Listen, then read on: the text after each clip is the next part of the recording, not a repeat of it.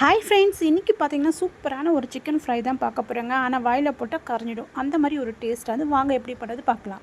First நம்ம கொஞ்சமாக ஒரு கைப்பிடி பூண்டு எடுத்துக்கலாம், இஞ்சி எடுத்துக்கலாம், 4 பீஸ் ரெட் சில்லி எடுத்துக்கலாம், அது கூட கொத்தமல்லி, ஒரு 4 பீஸ் சின்ன வெங்காயம் போட்டுக்கிட்டு எல்லாமே ஃபைனாக அரைச்சிடலாங்க. அது கூட கொஞ்சமாக பெருஞ்சீரகம் போட்டு அரைச்சோன்னா அவ்வளோ டேஸ்ட்டாக இருக்கும். இது சீக்ரெட்டே பார்த்தீங்கன்னா இதுதான். அந்த மெழுகு எல்லாமே சிக்கனில் ஃபுல்லாக நம்ம தடவி விட்டுடலாம். அதுக்கப்புறமா பார்த்தீங்கன்னா ஒரு முட்டையும் கார்ன்ஃப்ளவரும் கொஞ்சமாக சோம்போட பொடியும் கொஞ்சமாக ரெட் சில்லி, மஞ்சள் பொடி, கரம் மசாலா, இது எல்லாமே உப்பு எல்லாமே சேர்ந்து நல்லா ஒரு மிக்ஸ் பண்ணிவிட்டு ஒரு கிட்டத்தட்ட ஒரு 1 ஹவர் ஊறினா செம்ம டேஸ்ட்டாக இருக்குங்க. அவ்வளோ ஒரு டேஸ்ட்டு.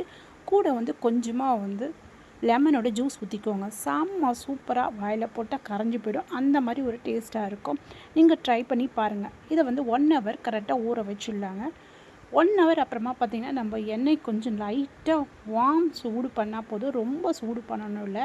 இப்போ உங்களுக்கு பார்த்தா தெரியும், சிக்கன் 1 ஹவர் ஊறியிருக்கு. அதோட சாஃப்ட்னஸ் பார்த்திங்கன்னா ரொம்ப பஞ்சு மாதிரி இருக்கும். அவ்வளோ நல்லா ஒரு டேஸ்ட்டு கொடுக்கும்.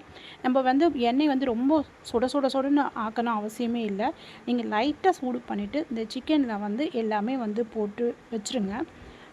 அதுக்கப்புறம் பார்த்திங்கன்னா அந்த எண்ணெய் சுட அந்த சிக்கன் கிட்ட அது ஃபுல்லாக பிடிச்சிரும். அதுக்கப்புறமா நம்ம லைட்டாக திருப்பி போட்டோன்னா போதுங்க. ரொம்ப திருப்பணும் அவசியம் இல்லை. இதுக்கு ரொம்ப வேகணும் இல்லை, கரெக்டான பதத்தில் வேகினா போதும். ஏன்னா ஆல்ரெடி ஊறி இருக்குது. கொஞ்சம் எண்ணெயில் போட்ட உடனே ஆட்டோமேட்டிக்காக புறப்புறன்னு ஆகிடும். அதுக்கு மேலே கோட்டு பார்த்திங்கன்னா அவ்வளோ ஒரு டேஸ்ட்டாக இருக்கும். கலர் நல்ல ஒரு ப்ரௌனிஷாக இருக்கும். இந்த மாதிரி கொஞ்சமாக ஒரு ட்ரிப்புக்கே பார்த்திங்கன்னா உங்களுக்கு நல்லாவே வறுத்துடலாம். அதுக்கப்புறமா பார்த்திங்கன்னா நம்ம மற்றது இருக்கிறதையும் இந்த மாதிரி வறுத்துக்கலாங்க.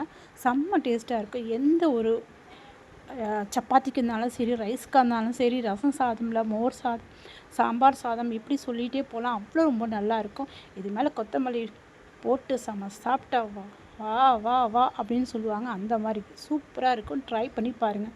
தேங்க்யூ ஃபார் வாட்சிங்.